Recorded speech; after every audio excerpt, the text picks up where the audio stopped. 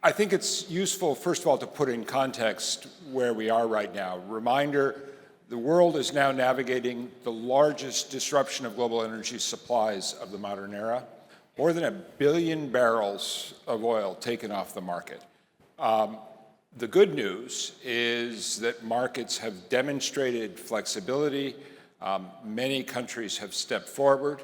The shock, I think, has been less severe than many would have predicted if we had drawn this scenario on February 26th, before this all began. The bad news is that I think the degree of uncertainty that we're living with now is the new normal, and events over the last 24 hours are a vivid reminder of that. And I was really struck by Foreign Minister Geoffrey's comment this morning, which I think is exactly right, that the war in the Gulf has given Iran a power that it didn't know it had. So the US military campaign massively degraded Iranian capabilities from a military standpoint, but it also unleashed this new power, which is the power to control the Gulf. I was very glad to hear Minister Dendias speaking so clearly this morning on the risks of accepting any kind of a tolling arrangement controlled by Iran across the Strait of Hormuz. As the minister said, this would set a terrible, terrible precedent for global commerce, and I think in particular for Greece and Greek shipping. I regret that the Trump administration has not been as clear on that principle as the Greek Minister of Defense was. It's a particular honor to be sitting next to the two ministers, but especially Minister Geoffrey, because I think, Daniel, on your question, one of the important stories for the day after this new era of uncertainty is the huge opportunities for the East Med region.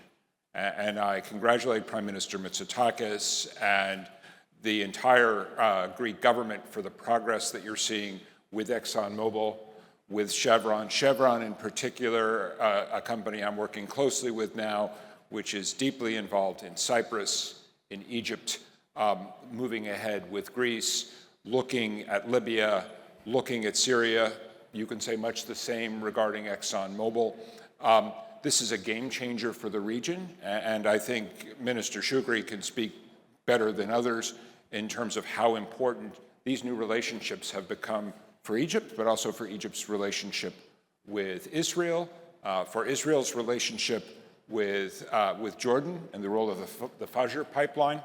So I think it's a very dynamic period on these issues, and then especially because Deputy Prime Minister Nemiria is here with me also, I would emphasize that Greece has been playing a catalytic role not only vis-a-vis these East Med relationships, but also across the vertical corridor, a project that I've been involved with since the beginning. I was very glad to hear multiple ministers yesterday talking about the vertical corridor as a Greek government priority, but I know it's also a high priority for Ukraine and for the Ukrainian government, and will be even more important as we look to 2027 and a really historic decision by the EU member states to phase out all Russian energy.